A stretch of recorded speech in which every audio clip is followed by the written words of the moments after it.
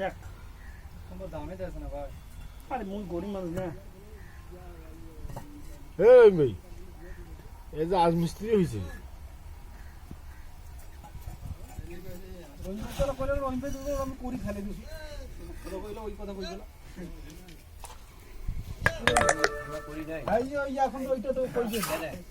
কিন্তু ওইটা কসো তোমাক কইলো না তোমাক কইলো না করি ফেলে দিছি কইলে এই যাবেন কি করবে সন্ধ্যা সবাই গেছে তুই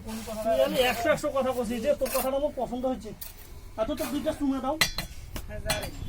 ঠিক আছে